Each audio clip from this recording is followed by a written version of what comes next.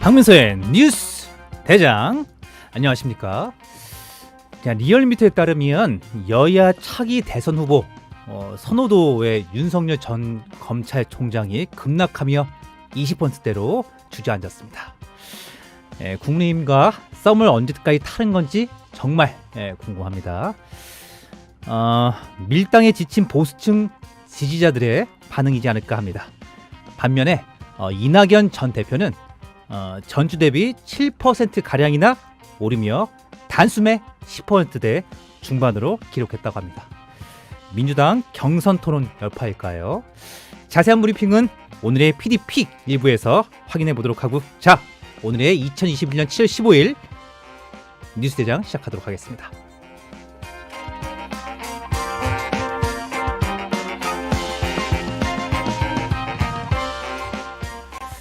자, 오늘의 PD픽, 오늘 PD 이은설 PD님 오셨습니다. 반갑습니다. 안녕하세요, 이PD입니다. 예, 자, 지난주에 이어서 또 나오셨습니다. 자, 오늘은 좀 외모가 좀 틀리신 것 같아요. 지난주 틀리게. 그런가요? 예, 안경이 좀 없어지면서.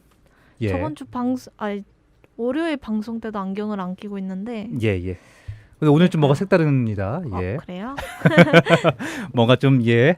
네. 자, 한번 오늘의 PD픽 들어가 보도록 할까요? 네. 예, 들어가겠습니다. 자, 코로나부터 좀 알려주시죠. 오늘 코로나 확진자가 1,600명으로 이틀째 1,600명 이상 발생했습니다. 1,600명이요? 이야, 네, 맞습니다. 이제 역대 두 번째인가요? 네, 맞습니다. 자, 어제도 1,600명대였고, 자, 어떤 내용도 있습니까? 오늘 확진자가 1,600명대 발생하면서 9일째 1,000명 이상 확진자가 발생하고 있다고 합니다. 야, 9일째 지금 이제 월요일부터 해갖고 오늘 목요일인데요. 이제 4일이 지났는데 네. 지금 이렇게 지금 이제 4단계인데 계속 이렇게 올라가는 이유도 참 이게 비상하겠네요. 2,000명 어떻게 갑니까? 안 갑니까? 갈 것 같습니다. 갈 것 같습니까? 네. 자, 오늘 MBS의 우리 이은서 PD님 2,000명 얘기했고요. 네. 저는 좀 내려갈 것 같다. 감히 네. 예상해 봅니다.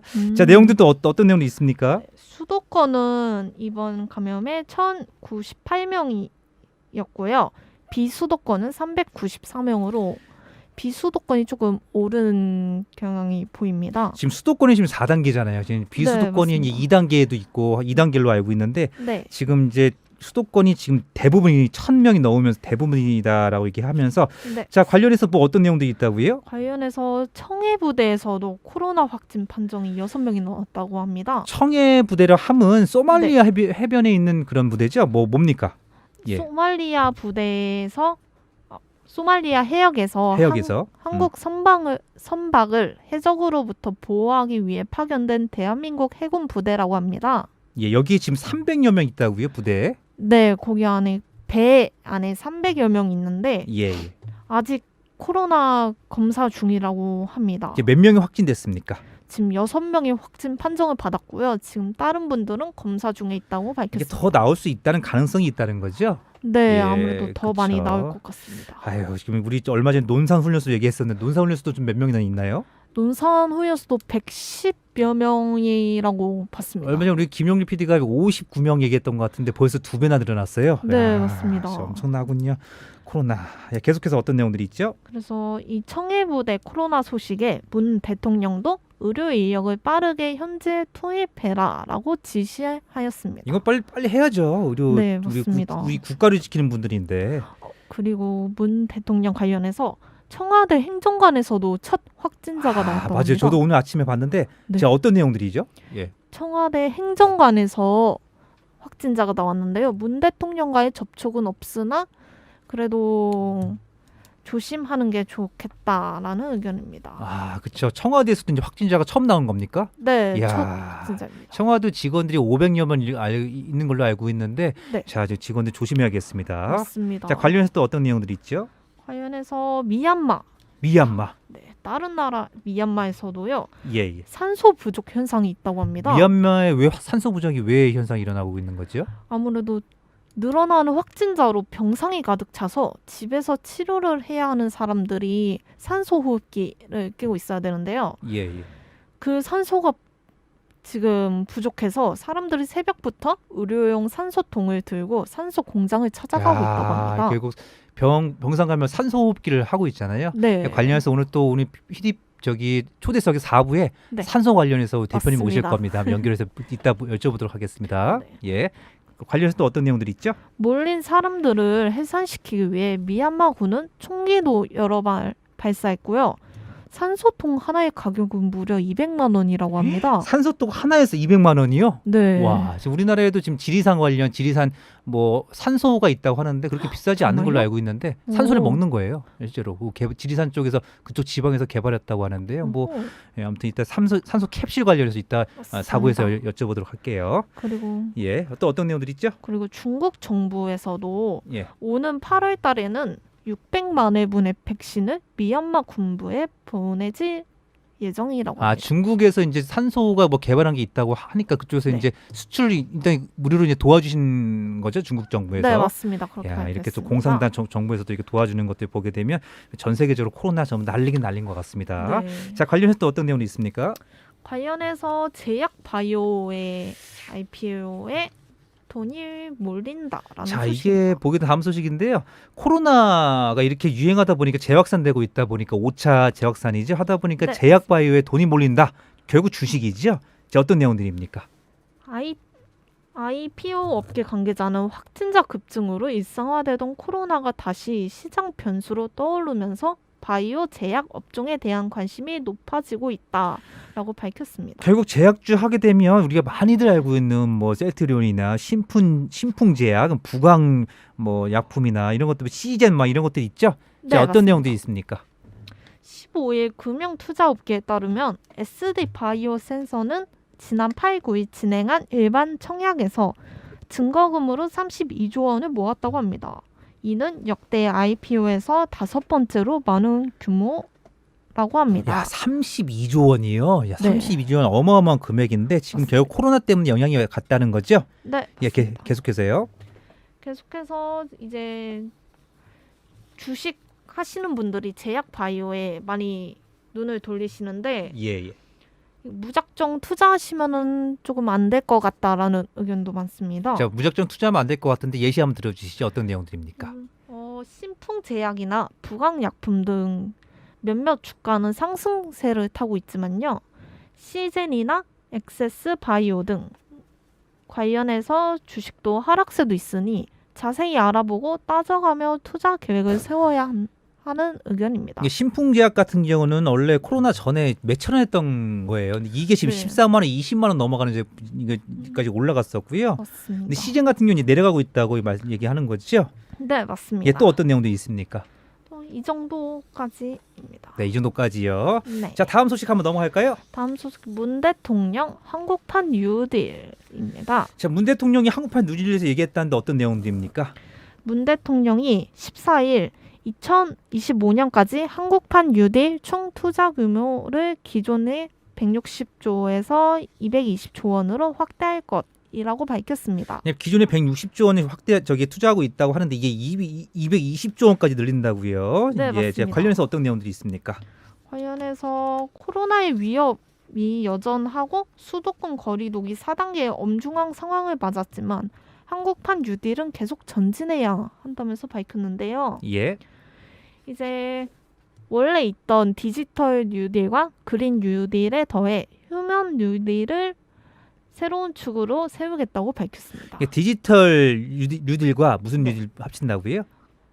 그린 뉴딜. 그린 뉴딜 해갖고 이게 휴먼 뉴딜이라는 거죠? 네. 예. 예, 관련해서 또 어떤 내용들이 있죠?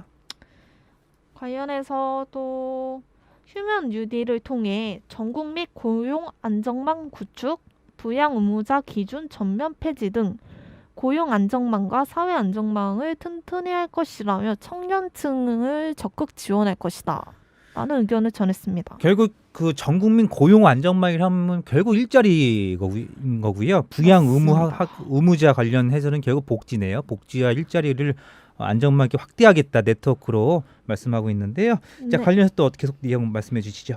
기존의 디지털 뉴딜과 그린 뉴딜에도 속도를 높이기로 했는데요. 예. 문 대통령은 국민의 일상과 전 산업의 5G와 인공지능을 결합하고 메타버스, 클라우드 등 ICT 융합 신산업을 지원해 초연결, 초지능 시대를 선도할 것이다 라고 말했습니다. 이게 결국 우리가 알고 있는 가상현실이라는 거죠. 메타버스 네, 관련해서 되게 맞습니다. 뜨거운데 여야나 다 통틀어서 메타버스가 아마 2021년 제일 핫할 것이다. 이런 네. 얘기들이 과연 제일 많더라고요. 네. 메타버스가 어떤 거죠?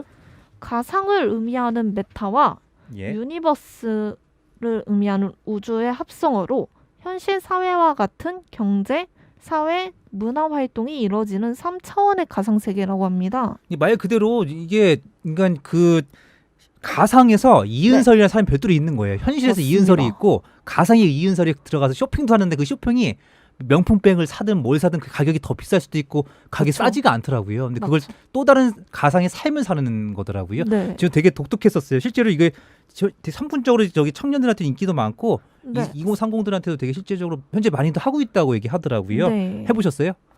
아니요. 예, 가상현실 해보진 한번 않았는데 살고 싶지 않습니까?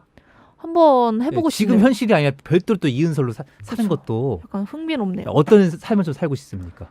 약간 좀 뭐 모델 이은설, 뭐 연예인 이은설로 사는 거예요. 너무 좋을 것 같은데요.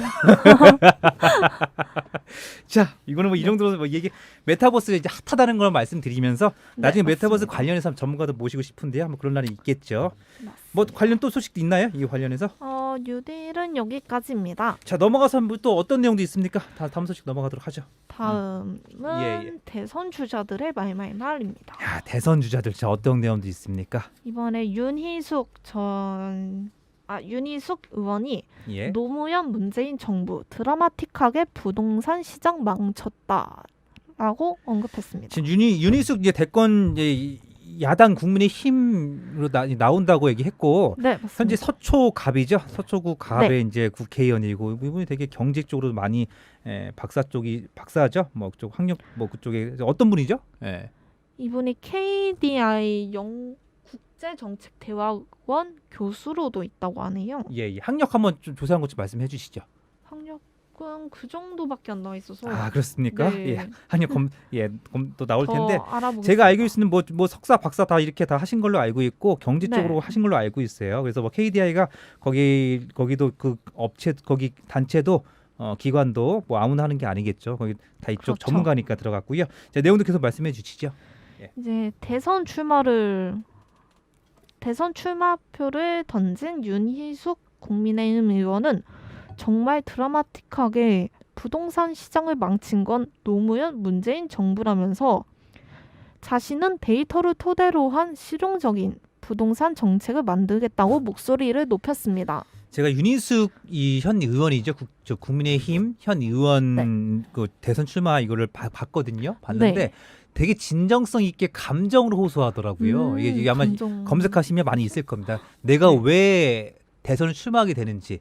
예전에도 그 국회에서 뭐 대정부 질문이 한 것들 보게 되면 되게 감정이 호소하는 것들로 되게 유명해요. 윤희숙 의원 같은 경우는 경제 쪽으로 아무도 많이 나올 것 같고요. 지금 현재 경제 쪽을 부각하는 대선 후보 중에 하나가 지금 정세균 네. 후보잖아요. 네, 경제 대통령이 될 것이다 하면서 근데 윤희숙 의원도 만만치 않을 것 같아요. 네. 지금도 이제 엊그저께도 이제 국민의힘에서 좀 네. 박진 현 국회의원, 박진 의원도 지금 이제 출마한다고 지금 가로세 연구소 통해서 밝혔고 계속 나오고 있는데 자 계속 말씀해 주시죠. 계속해서 이제 민주당 대선 후보로 누가 적합한지 물은 조사에서도 그래프 한번 보시겠습니다. 예, 그래프 한번 볼게요. 1위가 윤석열. 이게 지금 오늘 나온 조사죠. 네, 차기 맞습니다. 대선 주자가 선호도 윤석열 후보 전 총장 검찰총장 27.8%고 네. 이재명 후보가 현 경기도지사 26.4. 이게 결국 이게 줄어들지 않네요. 계속 윤석열이 이렇게 네, 앞서고 있네요. 맞습니다. 윤석열 후보가.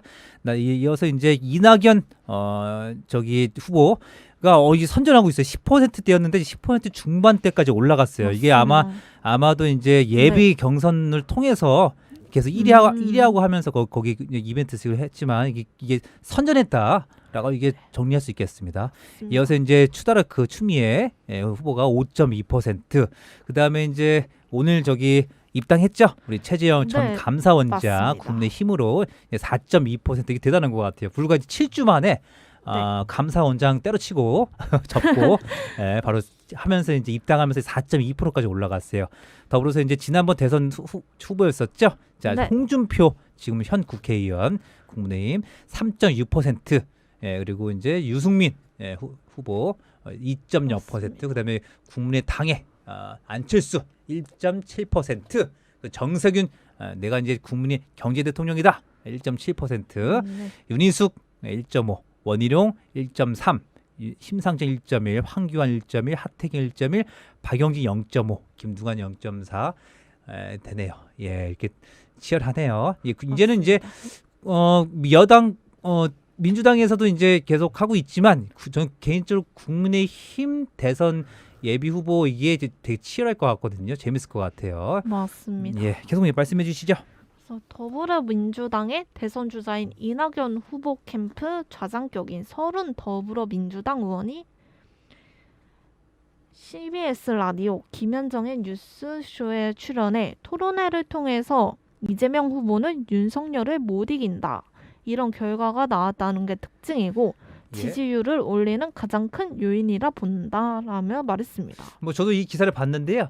혹시 네. 모를 수 있으니까 서른 위원장, 서른 국회의원이 누구신지 한번 소개 좀 해주시죠.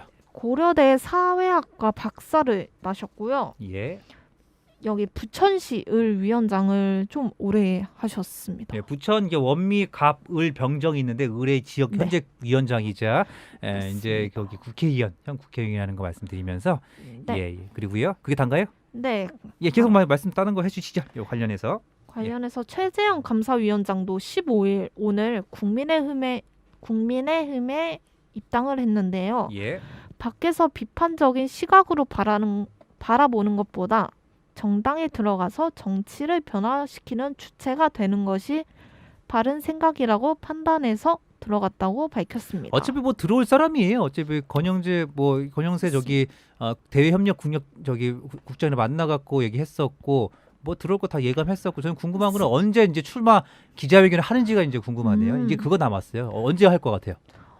아직 대선 선언 이야기는 하지 않았는데요. 조만간 할 것이다라고 다들 축축하는 분위기입니다. 아, 그렇군요. 네. 저는 관련해서 이제는 윤석열 후보도 들어와야 된다라고 생각하는데 윤석열 후보는 언제 들어옵니까? 저는 그거 궁금하네요. 곧 예.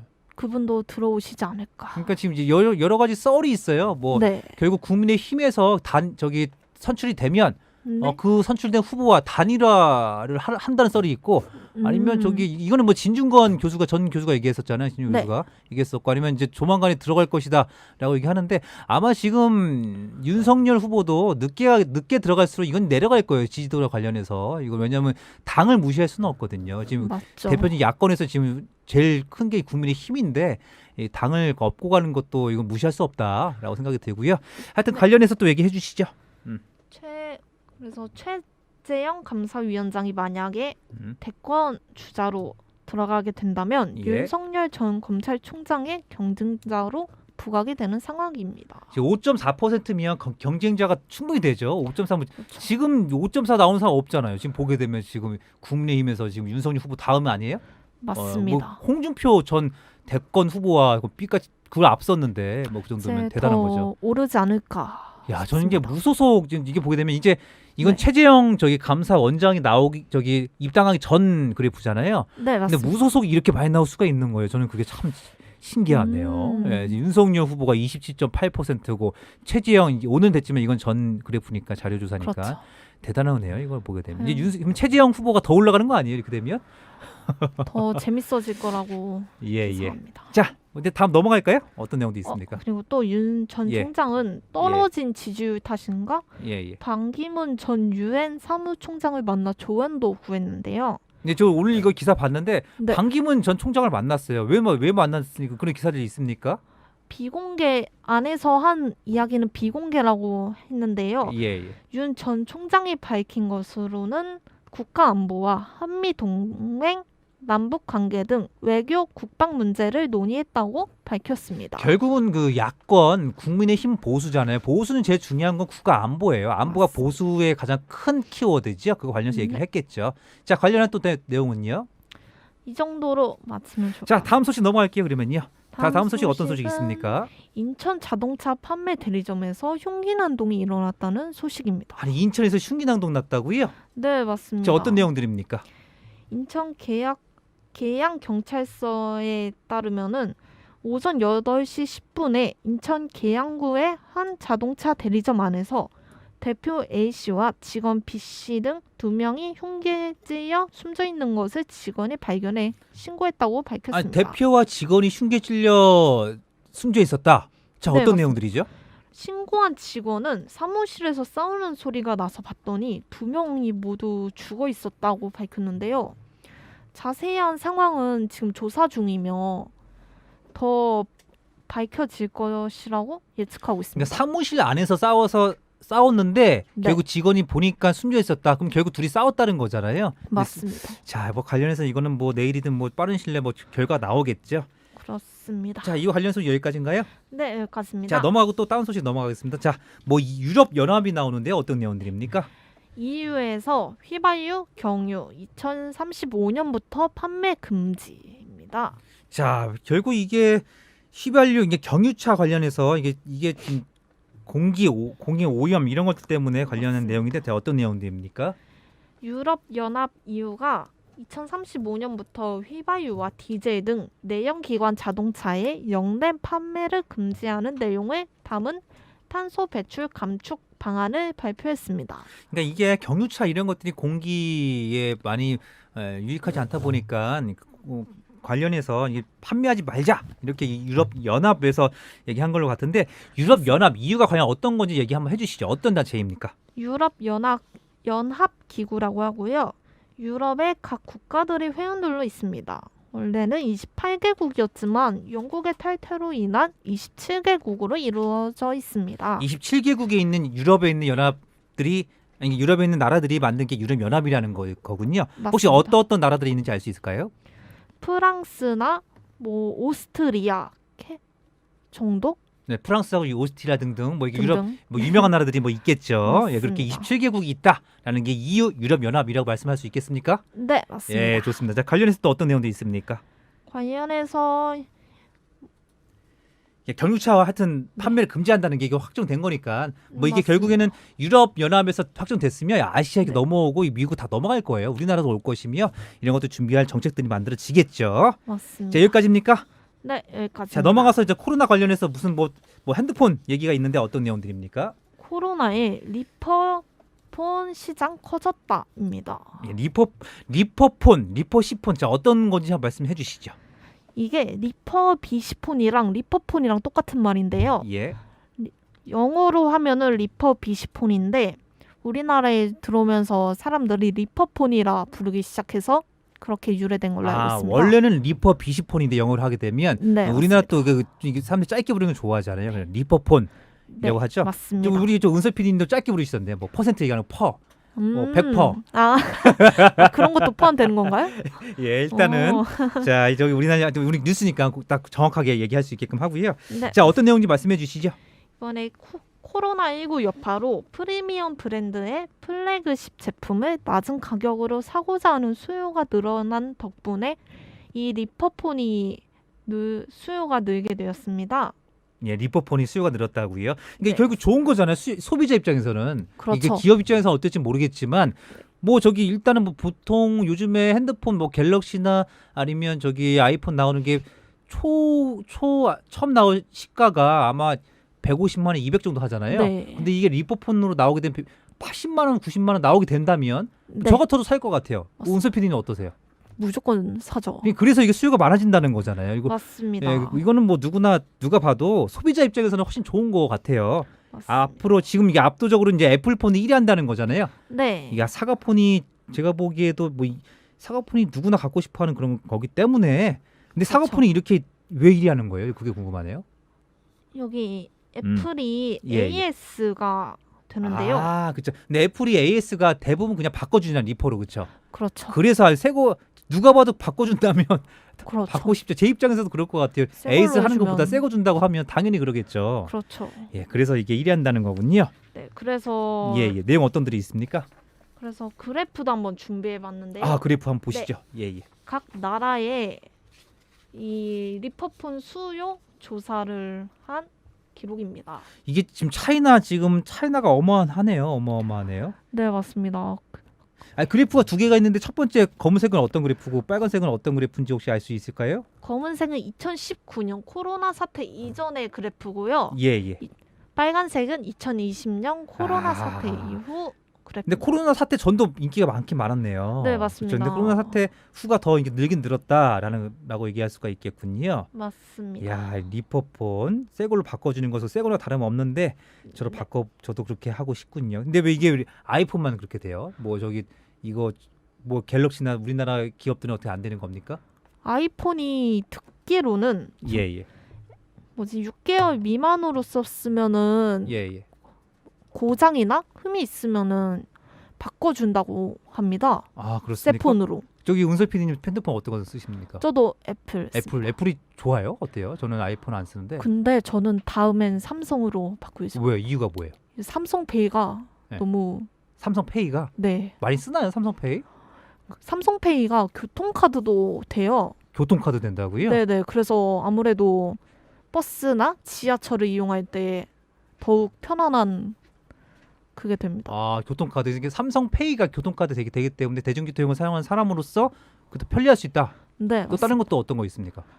다른 거는 저는 개인적으로 아니 그 삼성도 우리나라는 어떻게 리퍼 안 되는 거예요. 저는 너무 불편해요. 제가 갤럭시 노트는 이거 되게 오래 썼었거든요. 네. 근데 이거 박살나면 고치는 비용이 한 3-40만 원 넘어가더라고요. 그냥. 새로 바꾸는 게 더 네, 그러니까 이거 어떻게 안 될까요? 어떻게 좀 예. 됐으면 좋겠네요. 저도. 오늘 이거 나왔다 썸네일. 어떤 거를? 썸네일 마지막으로 하시죠. 리퍼폰 시장 네. 관련해서 네. 이거 국내에도 좀 했으면 좋겠어요. 국내 어떻게 안 될까요? 국내 제가 한번 말해볼게요. 자, 오늘 뭐 준비한 시간 여기까지인가요? 네, 맞습니다. 자, 오늘 대상픽 여기까지 하고 2부 돌아올게요.